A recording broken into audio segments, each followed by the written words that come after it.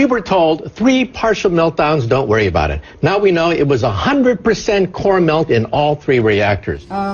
Japan is by orders of magnitude many times worse than Chernobyl. Never in my life did I think that 6 nuclear reactors would be at risk.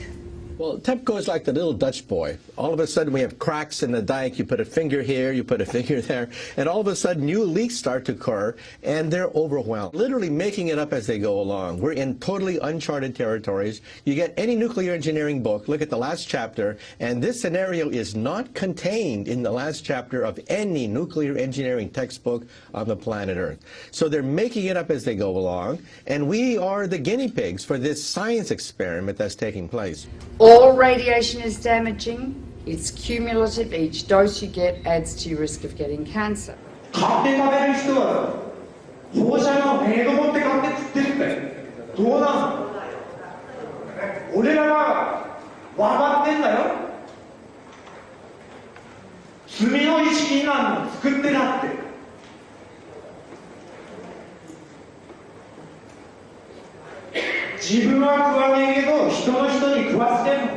Within days of the Fukushima Daiichi catastrophe beginning, we were getting fallout coming down in rain in the United States, not in insignificant quantities. And also, of course, the seafood, not only does the ocean's currents bring the radioactivity this way, but also the sea life itself, the bluefin tuna, migrated from Japan to North America and carried the radioactive cesium in its flesh over here. Wow, not a good time to be eating tuna. The food chain remains contaminated for hundreds or thousands of years, and we'll start seeing lung cancer and leukemia, I think 2 to 5 years from now. And then solid cancers will start appearing 15 to 60, 70 years later. So the ace up the sleeve of the nuclear industry is the incubation time for cancer. It takes a long time for cancers to develop once you have inhaled or been exposed to these radioactive elements. And no cancer identifies its origin.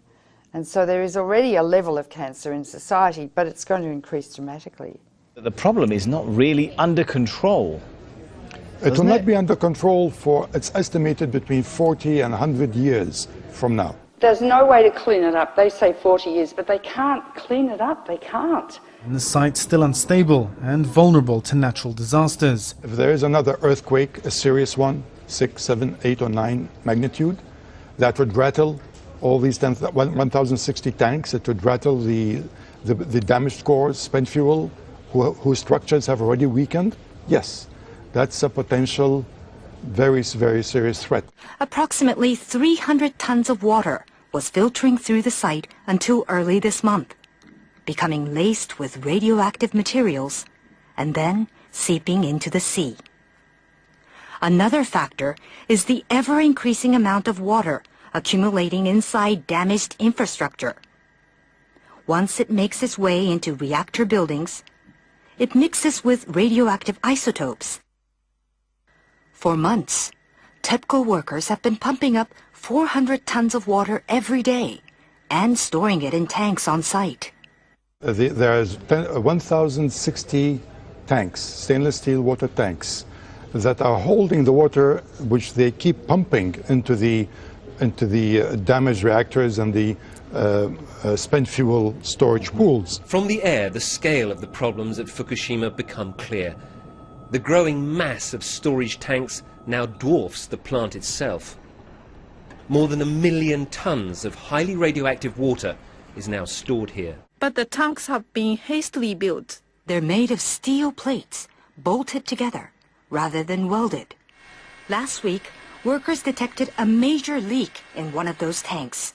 About 300 tons of water escaped, releasing several quadrillion becquerels of radioactive particles. Experts have often pointed out how vulnerable they are to damage. The tanks, though, have been put together very quickly. There's no guarantee they'll last. Their seals are made of rubber, and the joints and bolts are corroding, and they may last not more than 5 years. So the tank farm has grown dramatically, and it's on the hill. Of course, the problem is, because it's on the hill, the water flows down, and if there's an earthquake, all of these pipes are held together with plastic piping. Not much different than what you've got on a swimming pool. So the plastic pipe will snap, and that water will just run right down that roadway directly into the ocean. And how long the contamination has been leaking into the water? Very likely since the explosions and the meltdown at Fukushima Daiichi in March of 2011. Wow, that is quite a long time. Now, how much and what sort of radiation is leaking into the Pacific? I know there's all different types, so if you can explain that in a little detail. Well, clearly what we've seen now is the movement of radioactive hydrogen, tritium, which is a mobile radioactive isotope, but clearly radioactive cesium, 134, 137, strontium-90. We're seeing a full range of radioactive contaminants now moving, which indicate that the damaged cores of these reactors, the meltdowns themselves, are now contributing to the contamination of the Pacific Ocean and groundwater that's moving at about a rate of 300 to 400 metric tons per day. So that radiation has been leaking into the water and polluting the fish continuously for the last 2 years. Radioactive iodine-129, its half-life is 17 million years, plus strontium, plus cesium, plus tritium, and I could go on and on and on. If it gets into the sea, the algae concentrated hundreds of times, then the crustaceans concentrated hundreds of times, then the little fish, then the big fish, then us. Because we stand on the apex of the food chain. You can't taste these radioactive elements, you can't see them, and you can't smell them. They're silent. This graphic shows the gradual contamination of the Pacific Ocean due to leaks of radioactive water from the crippled Fukushima nuclear plant in Japan. The simulation, which was run by a German Marine Research Institute, shows the entire Pacific waters being polluted by radioactive water in just 6 years. The fuel core of Unit 4 at the Fukushima Daiichi nuclear plant. More than 1,500 fuel rods sit in a damaged storage pool 30 meters above ground. The amount of radioactivity in the rods themselves is about 14,000 times that of the Hiroshima bomb. We are dealing with diabolical energy. E equals mc squared. It's the energy that blows up nuclear bombs. Einstein said, nuclear power's a hell of a way to boil water.